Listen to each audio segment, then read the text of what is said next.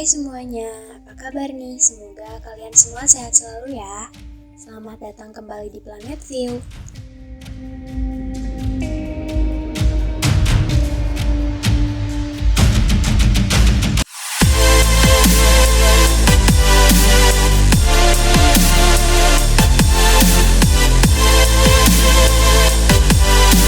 Kali ini kita akan kembali membahas sebuah film yang dimulai dengan sebuah acara televisi di tahun 1968. Di mana ada seorang presenter dan dua ilmuwan yang sedang membicarakan tentang peristiwa-peristiwa penyakit dan virus yang pernah melanda dunia.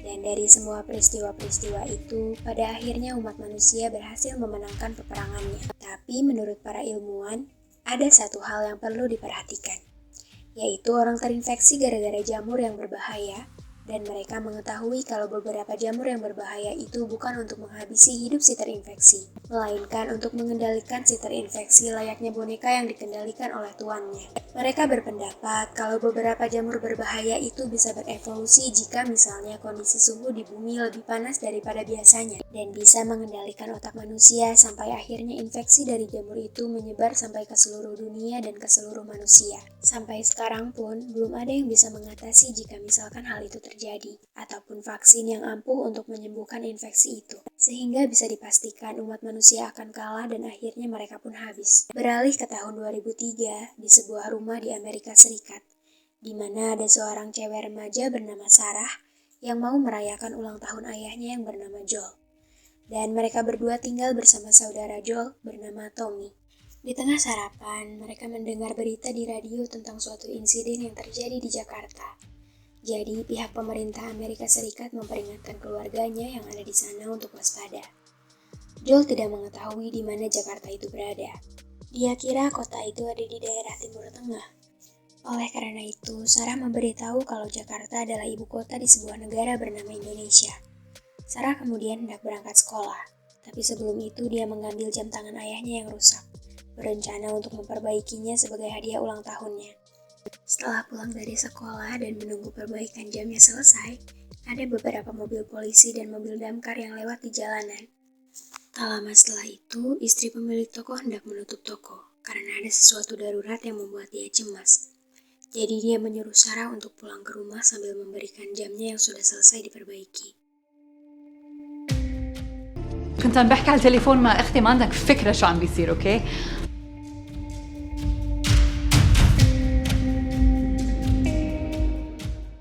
Sarah kemudian mampir ke rumah tetangganya, di mana dia mengerjakan PR sambil menghabiskan waktu sampai sore. Ketika Sarah ingin meminjam DVD film kesukaan ayahnya, dia tak menyadari kalau si nenek seperti kejang-kejang di belakangnya. Ketika Sarah mau pulang, dia melihat seekor anjing di rumah ini yang memperhatikan si nenek. Itu membuat Sarah menjadi heran. Malam harinya setelah Joel pulang kerja, Sarah akhirnya memberikan hadiah jam tangan yang sudah ia perbaiki.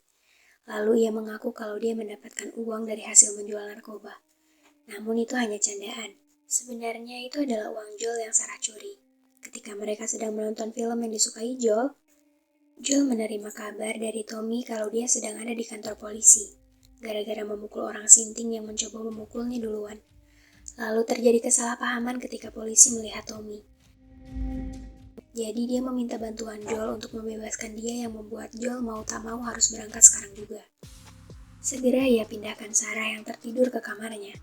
Ketika Sarah sedang tertidur pulas, Sarah terbangun di dini hari, gara-gara mendengar suara keras di luar. Oleh karena itu, dia mencari Joel yang ternyata belum pulang juga. Sarah lalu menyalakan TV dan melihat siaran darurat dari pemerintahan untuk melakukan lockdown mandiri. Tiba-tiba datang anjing milik tetangganya, seakan ketakutan dan memberitahu kalau terjadi sesuatu yang tak beres di sekitar. Ditambah lagi ada helikopter militer dan pesawat jet yang melintas. Dia lalu membawa si anjing kembali ke rumah tetangga, tapi si anjing itu menolak dengan menggeram dan akhirnya dia pun kabur. Ini membuat Sarah menjadi sangat penasaran. Dia memutuskan untuk memasuki rumah tetangganya dan menemukan jejak darah di dapur. Ternyata itu ulah si nenek yang terlihat sudah seperti zombie. Sarah menjadi ketakutan.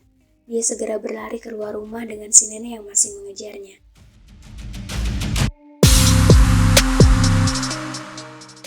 Namun beruntunglah datang Joel dan Tommy.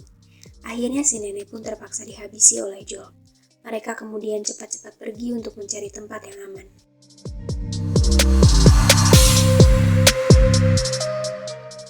Di tengah perjalanan, mereka membahas tentang wabah zombie ini, yang ternyata juga gara-gara virus yang membuat seluruh jaringan komunikasi mati, dan menduga virus zombie ini menyebar pertama kali di daerah kota.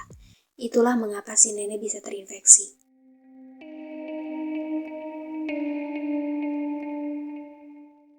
Ada satu keluarga yang meminta pertolongan, tapi Joel memilih untuk tidak menolong mereka, karena takut kalau mereka sudah terinfeksi. Sesampainya di jalan tol, mereka melihat jalanan yang sangat macet dikarenakan banyak orang yang juga ingin menyelamatkan diri. Jadi Tommy mengambil jalan pintas dengan melewati sebuah ladang. Namun mereka melihat ada helikopter militer yang berada di depan.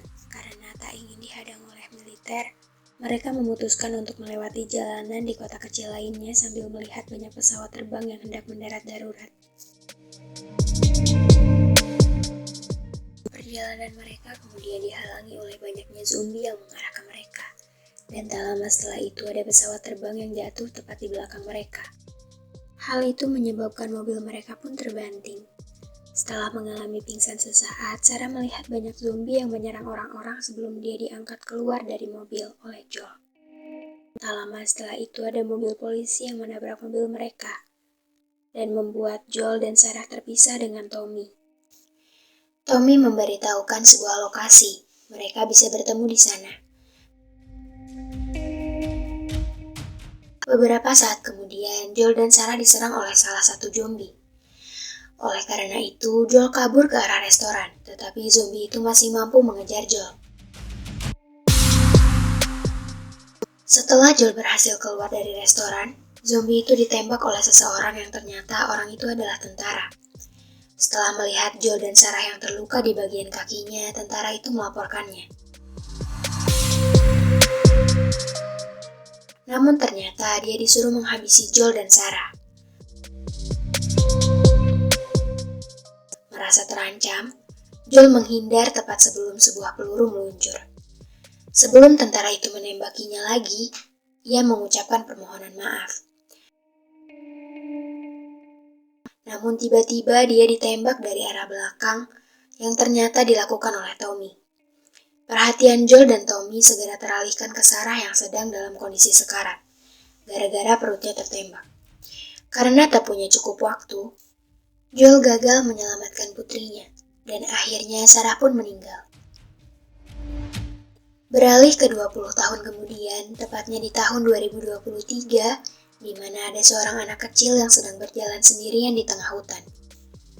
Anak itu melihat sebuah kota yang sudah hancur gara-gara wabah zombie yang sudah menyebar ke seluruh dunia. Si anak menemukan sebuah tempat yang dijaga oleh beberapa petugas bersenjata. Dia lalu pingsan. Petugas membawa si anak kecil itu ke sebuah tempat yang aman, di mana dia dicek apakah dia terinfeksi virus zombie atau tidak. Dan setelah diperiksa, ternyata anak kecil itu sudah terinfeksi. Oleh karena itu, para petugas memberikan kesempatan pada anak itu untuk melakukan apapun yang dia mau. Namun sebelum itu, mereka menyuntikkan sesuatu. Para petugas itu adalah bagian dari kelompok bernama Fedra. Fedra sama halnya dengan Badan Tangkap Darurat Bencana, atau kelompok yang bertindak sebagai otoritas penguasa zona karantina. Mereka mempunyai sebuah markas yang menjadi tempat tinggal para penyintas. Ada juga kelompok pemberontak bernama Fireflies yang tak suka dengan apa yang dilakukan Fedra. Karena Fireflies mau semua warga bisa bebas untuk membangun negara bersama-sama. Apalagi situasi dunia yang sudah terjadi adalah salah satu penyebabnya. Sekarang Joel bekerja sehari-hari sebagai buruh untuk mendapatkan uang baru yang dibuat oleh Fedra.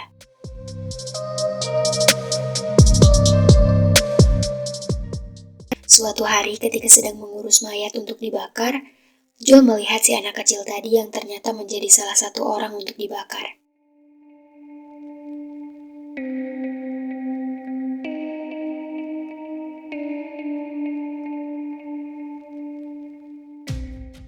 Ketika melihat beberapa orang yang akan dihukum mati karena sudah macam-macam, mau kabur dari markas, dia melihat seorang petugas bersenjata yang memberi sebuah isyarat untuk mendatanginya. Jadi, Joel pergi ke arahnya. Ternyata mereka melakukan transaksi narkoba yang dijual Joel untuk mendapatkan uang tambahan. Di kesempatan ini, Joel menanyakan tentang kabar perkembangan sebuah truk dari si petugas. Ia berencana untuk kabur dari markas Fedra dan sudah bekerja sama dengan seorang wanita bernama Tess. Tess mengurus pembelian aki mobil untuk truknya. Tapi masalahnya, orang yang dia suruh untuk membeli aki mobil itu malah melakukan kecurangan dengan menjual lagi aki itu ke orang lain. Sehingga terjadilah keributan di antara Tess dan Robert. Tiba-tiba tempat itu terkena dampak dari sebuah ledakan. Karena di luar sedang terjadi baku tembak antara Fedra dan Fireflies. Namun ketika Tess sudah kembali sadar, dia melihat Robert sudah kabur. Sementara itu, Joel pergi ke tempat layanan pesan suara dengan alat radio di mana orang-orang sedang mengantri untuk memberikan pesan ke orang-orang tercinta mereka yang mungkin masih hidup di luar sana. Joel dan si petugas radio sudah berteman lama, dan dengan sedikit sogokan, Joel menanyakan tentang kabar Tommy yang sudah berpisah dengan Joel di tengah usaha mereka untuk bertahan hidup dari wabah zombie ini. Tapi hasilnya belum ada balasan dari pesan Tommy. Sehingga Joel menjadi khawatir karena sudah 3 minggu Tommy tak membalas pesan dari Joel.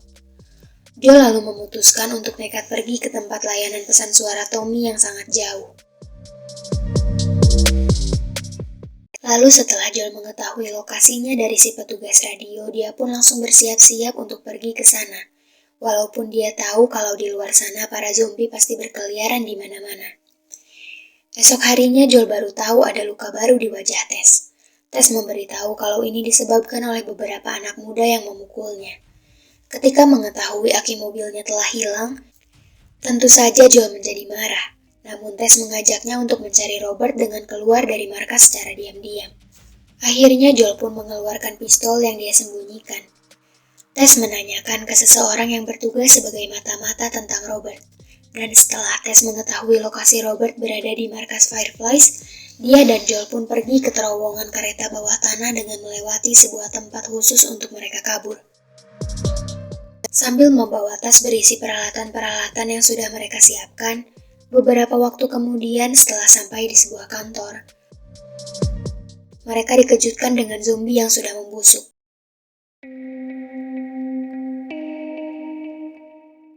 Mereka kemudian melanjutkan perjalanannya. Sampailah mereka di markas Fireflies. Namun di sana mereka menemukan Robert dan timnya sudah meninggal karena baku tembak yang terjadi.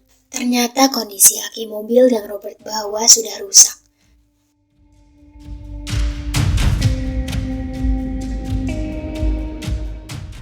Tak lama setelah itu, Joel dan Tess mendengar suara orang kesakitan di lorong sebelah. Mereka dikagetkan dengan cewek remaja yang menyerang Joel. Orang yang kesakitan itu bernama Marlin. Ternyata Joel mengenal Marlin yang merupakan pemimpin dari kelompok pemberontak Fireflies. Joel bertanya ke Marlin, untuk apa dia membeli aki itu. Yang dijawab bahwa dia membutuhkan itu untuk sesuatu yang sangat penting. Berkaitan dengan si cewek remaja itu yang bernama Ellie. Tapi Marlin belum bisa memberitahu apa sesuatu itu. Temannya Marlin lalu memberitahu kalau gara-gara baku tembak yang terjadi, Fedra sudah mengetahui kejadiannya. Oleh karena itu, Marlin meminta bantuan Joel untuk mengantarkan Ellie untuk dibawa ke tim Firefly yang menunggu Ellie di sebuah tempat bernama State House. Sebagai gantinya, tim Fireflies akan memberikan apa yang Joel butuhkan, mulai dari aki mobil, kebutuhan untuk bertahan hidup, sampai senjata. Begitu selesai berdiskusi, Joel dan Tess setuju untuk mengantarkan Ellie ke State House. Dan ketika malam hari sudah tiba, mereka menyelinap keluar dari markas dengan melewati sebuah jalan rahasia yang diketahui oleh Tess. Tetapi mereka belum benar-benar aman daripada petugas, karena mereka harus menghindari penjagaan para petugas di sekitar gerbang.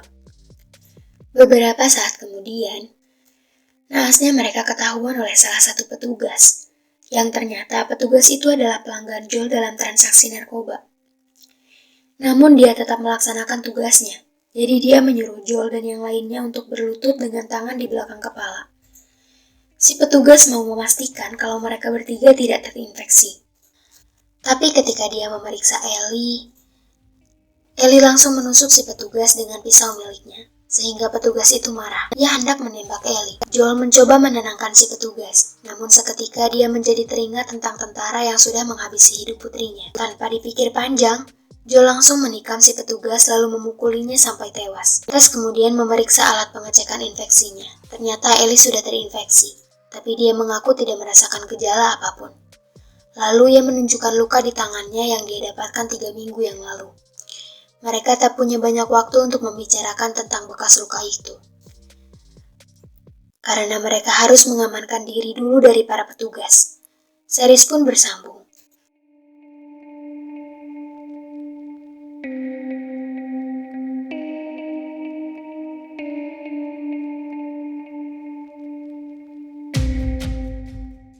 Terima kasih yang sudah menonton. Bagi kalian yang ingin cerita episode 2-nya, silahkan tulis di komentar ya. Sampai jumpa di video selanjutnya.